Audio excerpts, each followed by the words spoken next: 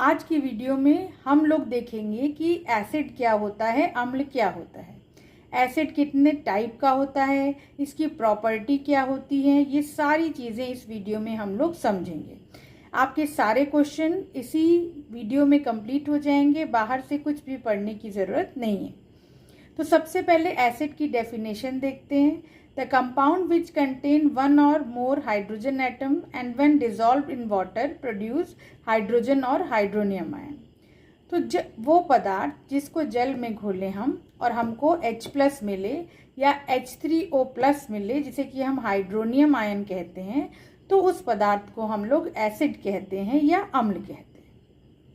जैसे H2SO4 है, sulphuric acid, hydrochloric acid HCl होता है, एसिटिक एसिड CH3COOH होता है, फॉर्मिक एसिड HCOOH होता है। तो ये अम्ल की परिभाषा है।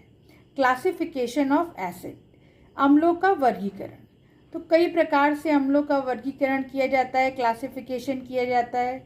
सबसे पहले है अकॉर्डिंग टू सोर्सेस, किस तरह से एसिड हमको मिलते हैं उसके अकॉर्डिंग उसका क्लासिफिकेशन किया गया है। तो सबसे पहले ऑर्गेनिक एसिड, कार्बनिक अम्ल। तो जो हम लोग को प्लांट से एसिड मिलते हैं वो सारे एसिड्स ऑर्गेनिक एसिड्स होते हैं। ऑर्गेनिक एसिड जितने भी हों सब में कार्बन होता है और ये वीक एसिड होते हैं। ऑर्गेनिक एसिड्स वीक एसिड्स होते हैं। वीक एसिड दुर्बल अम्ल, ऐसे अम्ल जिनको पानी में घोलने पर वो पूरे तरीके से आयनों के रूप में नहीं टूटते हैं। इसके बाद है इनऑर्गेनिक एसिड, इनको मिनरल एसिड भी कहते हैं, अकार्बनिक अम्ल या लवणीय अम्ल भी कहते हैं, क्योंकि ये मिनरल से बनते हैं, लवण से बनते हैं। एग्जाम्पल है हाइड्रोक्लोरिक एसिड, नाइट्रिक एसिड। इनमें कार्बन नहीं होता है, सिर्फ कार्बोनिक अम्ल H2CO3 ही ऐसा एसिड है इनऑर्गेनिक जिसमें कि कार्बन होता है। ये सारे के सारे स्ट्रॉन्ग एसिड होते हैं, प्रबल अम्ल होते हैं। इसका मतलब ये कि अगर इनको हम पानी में घोलेंगे तो ये पूरे तरीके से जो है आयनित हो जाएंगे।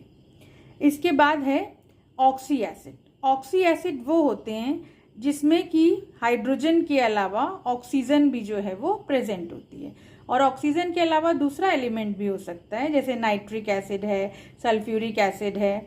ये सारे ऑक्सी एसिड होते हैं। हाइड्रा एसिड, ऐसे एसिड जिसमें हाइड्रोजन के साथ नॉन मेटेलिक एटम प्रेजेंट होता है, हाइड्रोजन के साथ कोई अधात्विक तत्व हो, उसको हम हाइड्रा एसिड कहते हैं, जैसे HCl है, HBr है, HI है। फिर इसके बाद देखिए इसका अम्लों का क्लासिफिकेशन या एसिड का क्लासिफिकेशन जो है उनकी बेसिसिटी के अकॉर्डिंग होता है। तो बेसिसिटी क्या होती है? किसी भी एसिड में जो नंबर ऑफ हाइड्रोजन होता है, जितना हाइड्रोजन किसी भी एसिड से हम रिप्लेस कर सकते हैं, जितना भी H+ हमको मिलता है, वो जो नंबर है उसी को एसिड की बेसिसिटी कहते हैं। जैसे H2SO4, तो H2SO4 में हाइड्रोजन 2 हैं, तो सल्फ्यूरिक एसिड की बेसिसिटी 2 हो जाएगी। HNO3 नाइट्रिक एसिड, इसमें 1 हाइड्रोजन है तो बेसिसिटी 1 हो जाएगी। तो हाइड्रोजन की संख्या के आधार पर या बेसिसिटी के आधार पर जो है इसका क्लासिफिकेशन करते हैं। सबसे पहले है मोनोबेसिक एसिड, एक क्षारकीय अम्ल जिसमें एक रिप्लेसेबल हाइड्रोजन हो, जैसे HCl है, HNO3 है, CH3COOH एसिटिक एसिड है, फॉर्मिक एसिड है, HCOOH।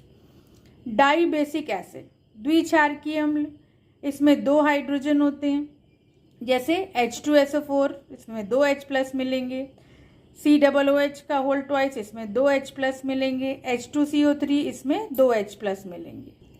ट्राई बेसिक एसिड, इसमें 3 H+ मिलते हैं, जैसे फॉस्फोरिक एसिड H3PO4, इससे हमको 3 H+ मिलेगा, बेसिसिटी 3 हो जाएगी।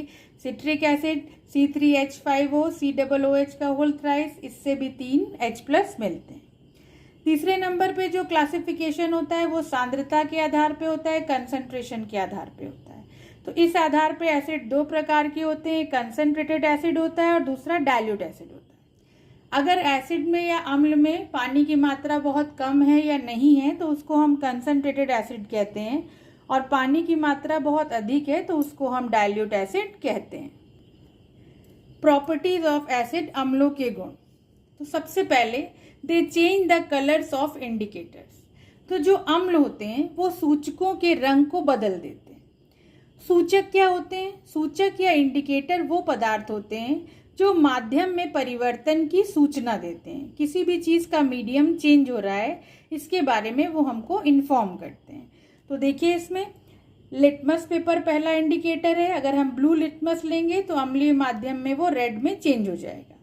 मेथिल ऑरेंज कलर का होता है, अम्लीय माध्यम में ये गुलाबी रंग का हो जाएगा। और फिनोप्थलीन का कलर अम्लीय माध्यम में नहीं बदलता है।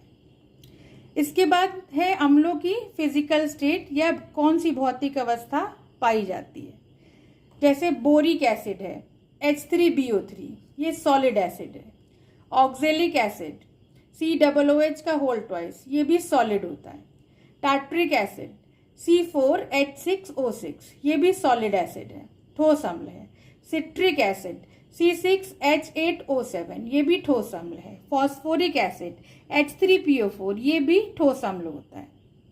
इसके बाद जो है वोलेटाइल एसिड है, ऐसे एसिड हैं जो नॉर्मली वेपराइज हो जाते हैं या फिर रूम टेम्परेचर पे या फिर इसको 100 डिग्री सेंटीग्रेड तक गर्म करें तो ये वाष्प के रूप में बदल जाते हैं।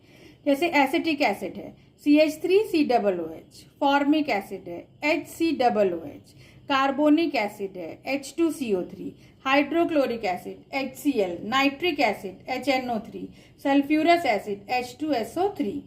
सल्फ्यूरिक एसिड H2SO4 जो होता है ये नॉन वोलेटाइल अवाष्पशील अम्ल होता है। एसिड्स जो होते हैं वो इलेक्ट्रोलाइट होते हैं। That means they conduct electricity in the aqueous state. Electrolyte क्या होता है बच्चों? वो रासायनिक पदार्थ जिसमें हम विद्युत धारा प्रवाहित करें, इलेक्ट्रिसिटी को पास करें तो उसमें केमिकल चेंज हो जाता है, रासायनिक परिवर्तन हो जाता है।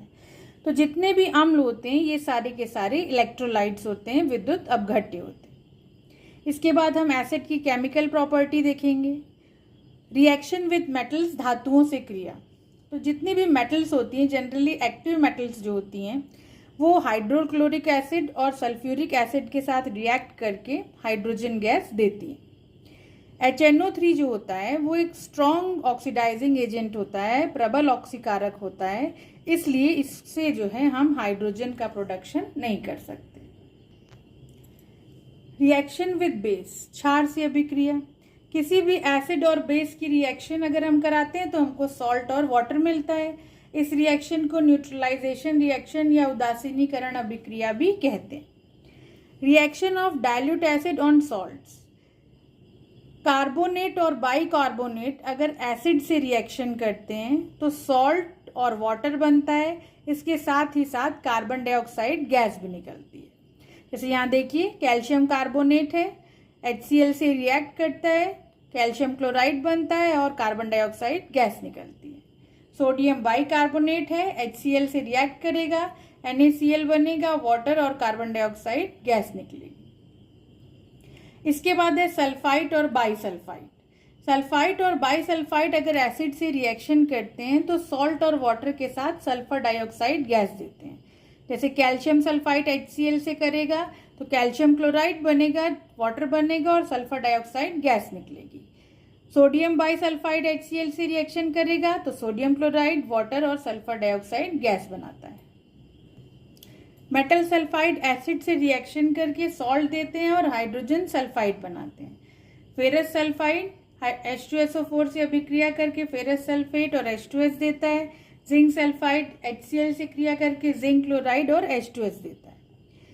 कुछ क्लोराइड और नाइट्रेट जो होते हैं वो डाइल्यूट H2SO4 और डाइल्यूट HCl से रिएक्शन करते हैं। जैसे BaCl2 है, लेड नाइट्रेट है।